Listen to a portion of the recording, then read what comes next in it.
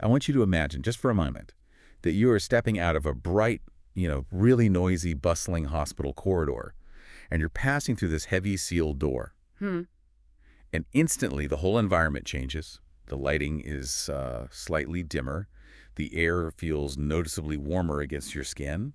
And there's this quiet, intense focus in the room. Yeah, it's a very specific atmosphere. Right. The only sounds are the soft humming of incubators and the rhythmic, very deliberate movements of highly trained scientists. And they're working over these heated microscopes. It's basically a sanctuary. Exactly. And we are taking things at a very careful, even measured pace today because, well, the subject matter really demands it. It absolutely does, because we are stepping into a laboratory environment where every single second and, every fraction of a degree in temperature holds just immense weight for the future of a biological cell. So our mission today is to unpack the sources for episode 2 of the Inside the IVF Lab series.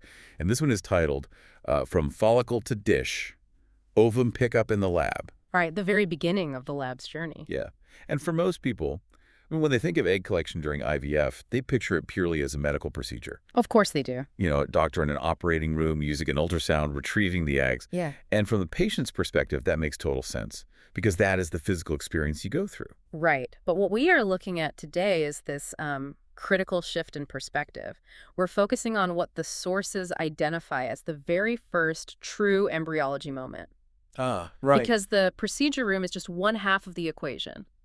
The moment the biological material physically crosses the threshold from the operating room into the embryology lab, the entire dynamic shifts. It goes from clinical medicine to, microscopic preservation. And the doctor isn't actually handing over a neat, perfectly arranged little tray of ready-to-go eggs, right? Oh, definitely not. They are passing something much more chaotic through that little window into the lab. It's this high-stakes, incredibly time-sensitive laboratory handoff. And the speed, the identification, the handling in these very first moments, that dictates the entire future of the IVF cycle. Exactly, because what arrives in the lab are tubes of what we call follicular aspirates. Follicular aspirates. Right. The lab is receiving the actual fluid that was physically drained out of the ovarian follicles. So let's slow down and really look at what is in those tubes. Because, it goes entirely against the common myth. Yeah. There's this very understandable assumption that a patient might have, like, if the doctor saw 10 follicles on my ultrasound, well, I'm going to have 10 eggs. We hear that all the time. But receiving these aspirate tubes, reading through the sources, it struck me as being less like receiving a box of jewels and much more like a prospector receiving a pan of muddy river water. That is a perfect analogy, because just having a bucket of river water doesn't mean you automatically have gold. Right. You have to sift through it. These tubes of aspirate are filled with follicular fluid, yes, but also blood, random cellular debris, and granulosa cells. Wait, granulosa cells? Yeah, so granulosa cells are the cells that line the inner wall of the ovarian follicle. They get scraped off and sucked up into the tube during the aspiration process. Oh, wow. So it's pretty messy. Very messy. And hopefully hidden somewhere inside all of that fluid and debris is an oocyte. Which is why there is this quote from the source material that really anchors this entire stage of the process. It says, what arrives in the lab is possibility, not a visible egg count. Possibility, yes. Because the hard truth of the biology is that, well, not every single follicle will actually yield an oocyte. Right. I mean, sometimes the egg simply doesn't detach from the follicle wall during the suction of the aspiration. No, it just stays behind. Exactly. Or sometimes the follicle was empty to begin with, or the egg inside had already degenerated. So the lab does not receive a guaranteed number. They receive a biological puzzle that needs to be solved immediately. So the handoff happens. The tube comes through the window. And immediately, the environment has to be meticulously controlled. The sources really emphasize pre-warmed handling conditions to maintain temperature stability. And, I mean, I understand keeping things somewhat warm, but the level of obsession the lab has with maintaining exactly 37 degrees Celsius seems, I don't know, almost extreme. Well, you have to remember where this fluid just came from, right? From the body. Exactly. It has been perfectly insulated inside the human body. And an oocyte is a single, massive, incredibly delicate cell. It's actually one of the largest cells in the human body. Really? Yeah. And because of its sheer volume, it is uniquely vulnerable to thermal shock. Okay, thermal shock. If that fluid experiences a sudden drop in temperature when it hits the lab, the structural integrity of the cell can be fundamentally compromised. So I want to dig into the how of that for a second, because when you say compromised, are we talking about like the cell wall bursting, or is it something deeper inside? It is much deeper. So inside the oocyte, there is this microscopic scaffolding called the meiotic spindle. The meiotic spindle. Right. Think of it like a really delicate framework of internal cables that holds the chromosomes, the genetic material, in perfect alignment. Oh, wow. Okay. And if the temperature of the fluid drops even a couple of degrees below body temperature, that spindle can physically disassemble. Wait, the cables essentially snap. Pretty much. The cables snap, and the chromosomes can scatter. And if that happens, even if the egg looks completely normal from the outside, it might fertilize abnormally or, just fail to develop into a healthy embryo later on. The stakes of simply holding a tube in your hand are suddenly terrifying. Which is exactly why everything the fluid touches, the tubes, the plastic dishes, the glass stage of the microscope, all of it has to be precisely, actively warmed to mimic the body. The embryologist works on heated surfaces at all times. Right. But keeping it warm is only half the battle. Because once it's through the door, you actually have to find this microscopic cell inside that tube of muddy river water before the environment starts degrading. Exactly. And I was trying to picture this while going through the sources. I'm picturing looking for a totally clear, translucent cell floating in, clear or bloody fluid, which sounds physically impossible. Are they using like a fluorescent dye or something to make the oocyte pop out visually under the lens? No, actually, they don't use any dyes at all because introducing unnecessary chemicals at this stage could be toxic to the cell. Oh, that makes sense. Yeah. Instead, they pour that aspirate fluid into a shallow plastic dish and they place it under a stereo microscope. Okay, so a stereo microscope. That provides a three-dimensional view, unlike those standard flat microscopes we might remember from high school biology where you just squish a sample under a glass slide. Right, exactly. The stereo microscope allows the embryologist to look down into a volume of liquid and see depth, the z-axis. The z-axis, right? Yeah. So they are scanning through pools of fluid, constantly adjusting the focus up and down with these little foot pedals or dials. But to answer your question about how they actually spot it without dye here is the really fascinating part. Okay. They are not actually looking for the bare oocyte itself. They are scanning for what is called the cumulus-oocyte complex, or the COC. Oh, the COC. Right. Right, because inside the follicle, the oocyte isn't just floating around completely naked. No, it is surrounded by these very complex layers. So first, wrapping the oocyte itself is the zona pellucida. The zona pellucida, that's a crucial term in the sources. It really is. It's essentially the shell of the egg. It's this thick, transparent protein barrier that protects the inner cell and acts as the gatekeeper for sperm later on during fertilization. Got it. But wrapped around that shell, enveloping the entire thing, are thousands of specialized cells called cumulus and corona cells. And they form a mass, right? Yeah, these cells form a massive, soft, highly expansive mass around the egg. So under the microscope, the embryologist is searching for these specific, glowing, cloud-like masses drifting in the fluid. Mm-hmm. Earlier I said it was like looking for a needle in a haystack. Mm-hmm. But based on the description of the cumulus mass, it's actually more like looking for a piece of hard candy wrapped inside a massive cotton ball and then hidden in a haystack. That visual perfectly captures the scale. The cumulus mass is vastly larger than the oocyte hidden inside it, and spotting those cotton balls requires immense visual discipline. I can imagine. The embryologist has to use a very specific, consistent scanning pattern. They move the dish in a grid-like fashion, up and down, left and right, ensuring they don't miss a single millimeter of the fluid volume. And it just requires highly trained pattern recognition. Especially if the sample is heavily contaminated with blood, right? Which you can obscure everything. Or if it has a lot of granular debris, that might actually mimic the look of a cumulus cloud. Oh, definitely. Blood makes it so much harder. But I have to ask, if these clouds of cumulus cells hide the actual egg, wouldn't it be easier if they just weren't there? Are they just biological clutter getting in the way of the embryologist seeing what they need to see? Oh, not at all. Those cumulus cells are biologically vital. They are far from clutter. Really? Yeah. For months leading up to this exact moment, those cells were essentially the life support system for the oocyte inside the ovary. Wow. They provided crucial nutrients, they managed the hormonal signals, they quite literally fed the egg to help it grow and mature. And finding this cloud is exactly how the egg is located because the cloud actually catches the light of the microscope. Right. But it is a double-edged sword, though, isn't it? Because the cloud is so thick, it acts like a veil. It does. It completely prevents the embryologist from fully assessing the actual quality or maturity of the oocyte at this early stage. Because they just can't see through it. Exactly. You can see the massive cumulus cloud, but you cannot clearly see the core, the egg, and the zona pellucida underneath. You don't know yet if the egg hidden inside that cotton ball is perfectly mature, dangerously immature, or, even viable at all. Okay, so you found this glowing cloud, but it's sitting in a dish of bloody fluid. And you obviously can't just leave it there while you search for the rest of them. The biological clock is ticking incredibly loudly at this point. It is. Once the COC is spotted, it must be immediately secured and protected. The embryologist uses a specialized, incredibly fine glass or plastic pipette to gently suction up the complex. Gently being the key word. Very gently, they pull it out of the aspirate fluid and immediately transfer it into a separate clean dish filled with highly specialized pre-warmed culture media. So it's essentially a rigorous washing process. Exactly. They are washing away the contaminating blood and the cellular debris from the ovary, basically creating a clean, safe, stable environment for the oocyte to rest in. But looking at the sources, it's not just about temperature drops here. There's another invisible threat if they take too long, right? Yes. You are talking about the pH levels. The pH levels. The acidity of the environment. So the culture media they use to hold the eggs is carefully buffered to maintain a specific pH that mimics the human reproductive tract.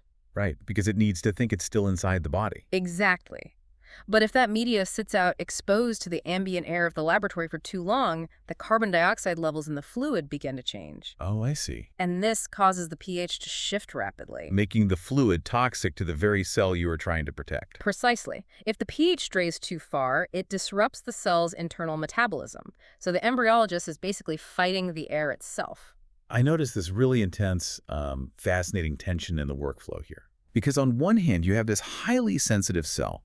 It is vulnerable to temperature drops breaking its spindle. It is vulnerable to pH shifts if it sits exposed to the air.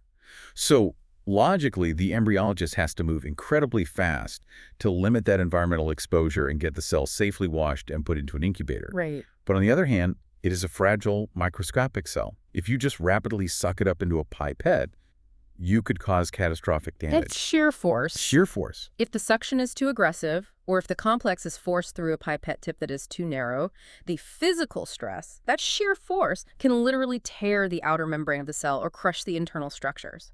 So how do you balance that? I mean, how does an embryologist move at lightning speed to beat the shifting pH, but handle something with the gentlest possible physical touch? It is the defining skill of a great embryologist, and the sources capture this perfectly with a specific phrase. Retrieval handling is a race, but it is not a rush. A race, but it is not a rush. I love that. Moving fast, but never hurrying. The sources reinforce that gentle handling and accurate handling are inseparable. You cannot sacrifice one for the other. Right. Even on a completely chaotic clinic day where there might be multiple patients scheduled back to back and the tubes of fluid are just arriving relentlessly from the procedure room, the internal pacing of the embryologist must remain completely disciplined. They can't let the stress get to them. No, they can't. They must move with absolute practiced purpose, no wasted motion, no hesitation in transferring the dishes. But the physical act of depressing the plunger on the pipette to move the COC, that must remain as slow and fluid as breathing. So moving too fast mechanically causes trauma. Moving too slow chronologically causes environmental stress. Exactly. The sweet spot is this deeply practiced rhythm. And once the embryologist has searched the muddy river water, found the cumulus clouds, and gently washed and pooled them in the clean holding dishes, the lab finally has a number to report back to the clinical team. They can look up from the microscope and say, we recovered 12, or we recovered 5. And I want to pause here and just acknowledge the immense emotional weight of this exact moment for the listener or, for a patient going through this. It is a massive moment. A patient wakes up from anesthesia feeling totally vulnerable, and the very first piece of information they hear from the doctor is that number, 12 eggs, 5 eggs. It feels like a finish line. It really does feel that way to them. But isn't giving a number at this stage almost setting up a cruel false expectation? If the cumulus veil is still hiding the actual cell, the real test hasn't even happened yet. Why do clinics even give patients a number that might be biologically meaningless? It's one of the most difficult psychological gaps in the entire IVF process. The clinical side, the doctors and nurses, they often view the retrieval as the successful completion of their primary task. Because they got it out. Right, they safely extracted what was there. But the sources are very explicit about what that number actually represents in the lab. The initial recovered count simply means the number of cumulus-oocyte complexes that were found. That is it. It's just a count of the clouds. It is not a count of viable eggs. It absolutely does not mean that all of those complexes contain a healthy oocyte. Because that cumulus veil is still firmly in place, the embryologist cannot see through it yet. Right. There could be oocytes hidden inside that are vastly immature and completely incapable of being fertilized. There could be oocytes that have already degenerated and died inside the follicle before the retrieval even happened. Oh, wow. Yeah. There could be oocytes that are morphologically abnormal or even missing a zona pellucida entirely. So the patient hears a number, say 8, and their brain immediately, understandably, calculates 8 potential embryos. But biologically, that is a massive leap. Which is exactly why the sources state so clearly, recovery is the beginning of evaluation, not the end of it. The beginning of evaluation. The count is just the starting line for the laboratory. It represents potential, nothing more. And there's another massive layer to this recovered number that is entirely non-biological, but arguably the most critical step of the entire day. Okay, you're talking about the ultimate failsafe. Traceability. Yes, traceability. The biological success of that recovered number is utterly meaningless without rigorous, flawless administrative control. Right. Think about the environment. Every single tube of fluid that comes through that window, every shallow dish used for the microscopic search, every clean culture dish used for holding and washing the recovered eggs, every single movement of a pipette between those dishes, it all must perfectly, unequivocally match the patient's exact identity. Because human biology looks exactly the same at a microscopic level. Exactly. An oocyte doesn't have a name tag on it. A cumulus cloud from patient A looks literally identical to a cumulus cloud from patient B. And this brings in the witnessing process. Depending on the sophistication of the lab, this involves strict manual witnessing. Manual witnessing. Right, where a second independent embryologist physically stands there and verifies the names, dates of birth, and patient ID numbers out loud at every single transfer point. Wow, okay. Or it involves sophisticated electronic witnessing systems using RFID tags or barcodes built directly into the heated workstations. Or ideally, a combination of both. It really shifts the perspective of what an embryologist is doing in those first few frantic minutes. It does. They are operating as a high-level biologist, keeping the cell warm, finding it before the pH shifts, washing it without sheer force. But they are simultaneously operating as an auditor. An auditor, yes. Verifying identity, maintaining a flawless chain of custody, documenting everything in real time. The sources state this so bluntly. A perfectly handled, fully mature, beautiful oocyte is a failed outcome if traceability is compromised. Yeah, that makes sense. Identity control is the absolute bedrock of the entire laboratory workflow. If you lose the identity, you lose everything, no matter how skilled the microscopic handling was. They are managing two parallel streams of immense risk: the biological risk of the environment and the administrative risk of identity. And they have to execute flawlessly on both fronts simultaneously while a biological clock is ticking. It really makes you appreciate the quiet intensity of that room we visualized at the beginning. It's not just a lab, it's a sanctuary of precision. Yeah. Every single microscopic movement matters. Every single label matters. If we zoom out from this specific handoff and look at the entire IVF journey, it is worth considering how every single downstream decision in embryology is completely bound to the invisible, microscopic discipline of these first few minutes. Whether an egg successfully fertilizes tomorrow, whether it grows into a healthy embryo 5 days from now, all of those future milestones are inextricably linked to how that oocyte was treated the exact second it left the body. Right. So what if the essence of IVF success isn't just in the inherent biology of the cell the patient produced, but in the exact momentary environment the lab created around it to protect it? The biology provides the raw potential, but the steady hand of the scientist navigating that muddy river water provides the protection necessary for that potential to survive. Beautifully said. And that protection starts with a soft, deliberate pace in a quiet, warm room. Well, thank you for joining us for this deep dive into the true beginning of the laboratory journey. Next time, we move from finding the egg to truly understanding what is inside that cumulus cloud. We'll be diving into episode 3 of The Sources, exploring oocyte assessment, the process of denudation, morphology, and uncovering what it really means when an egg is finally stripped of its veil and classified at maturity stages like M1 or M2. Until then, keep looking closer.